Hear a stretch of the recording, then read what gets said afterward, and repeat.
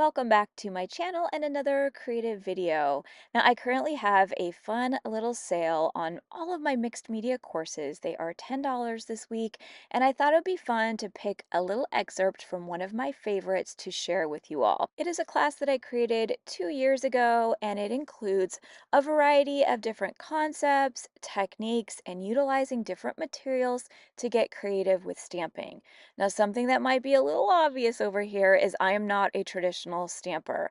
I don't just use rubber stamps. I like making my own stamps out of a variety of different materials, often going through the recycling bin and utilizing things to make impressions. I also love using a lot of carving techniques to create my own stamps. Over here, I have a giant stash of stamps that I utilize most of the time in the background of my art journal pages or a lot of my mixed media layers and pages. This is a fun class. It's one that I revisit all the time. If you're interested in it, it's $10 right now, along with 16 others of my most popular mixed media classes.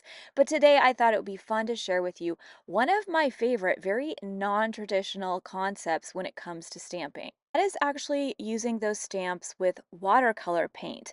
Probably something that you don't see every day, but it is a fun way to create impressions, surface design, patterns, something on a surface in an interesting way that is not crisp and clean, but more blurry. It's very imperfect. I really love creating surfaces that have a lot of repeat patterns, even if they are not crisp and clear. And so using something like watercolors with just about any type of stamp is a fun way to really push those tools and materials and play around with more mixed media concepts. Now, while I love using an ink pad, I love dipping my stamps in acrylic paint, there's something really cool about utilizing watercolors. Now, this process works like anything else you would utilize with watercolors. You can work on both a dry background or a wet background. You have more control if you are stamping into a dry surface, but if you wet down that surface, if you work with that wet on wet technique you can use with watercolors, you're going to get these really cool blurry impressions of those stamps. Now, the stamps I'm using for this video are a variety of stamps I've created out of craft foam, stamps that I've carved up. You can basically use just about anything that can be dipped into watercolor paint, or like I'm doing in this video, I often use a brush to apply that watercolor paint to the surface of my stamp. Now, something to keep in mind is that you are never going to get a crisp impression if you are using watercolor paint with those stamps. And for me personally, that is absolutely the purpose of this process and pushing my tools and materials. In fact, I actually like that I get very, very imperfect, sometimes messy and unpredictable impressions if I'm using watercolors. My favorite is to work over layers of watercolors where I might start with a really light translucent wash of color and then use that stamping technique to go over the top of it.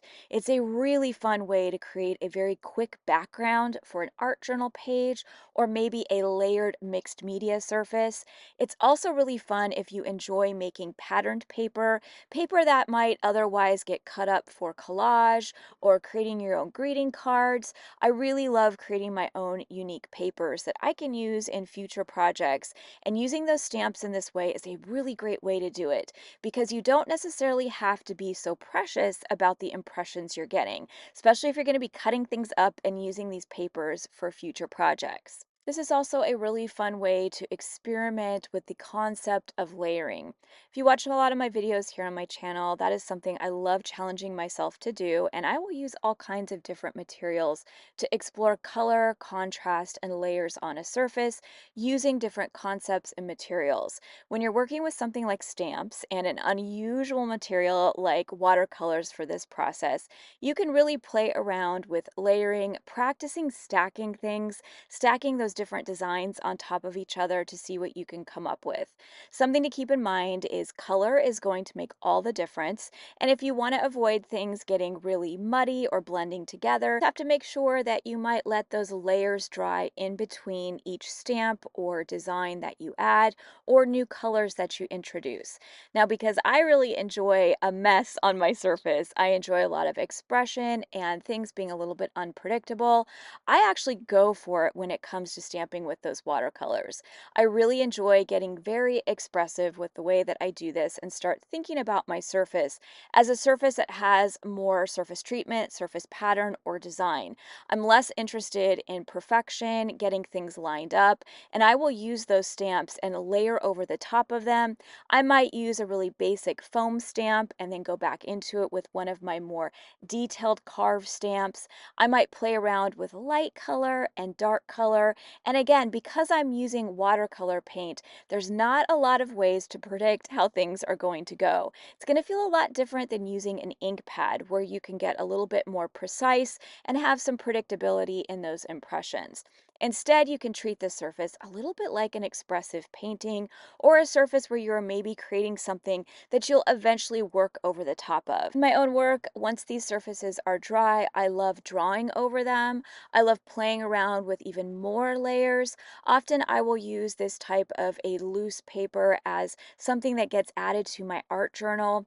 I might even cut this up, use it as a collage item, turn them into greeting cards, gift tags, you name it. Surfaces like this are wonderful to use in a variety of different ways. Over here, it's really important for me to find new, different, even unusual ways to utilize my tools and materials. And while using something like watercolors is not going to get you the results that you might get stamping with an ink pad, it is such a fun way to create really unique surfaces and push those mixed media concepts and techniques. I'm going to let you all watch me finish up a couple more of these surfaces, and I'm hoping this little video inspires you a little bit. If you're interested in more stamping concepts or techniques, feel free to check out my class Stamp It Out, which once again is on sale along with 16 other mixed media themed art classes this weekend. I'm hoping this inspires you to maybe push your materials and find a new way to use all those art supplies within your art and creative surfaces.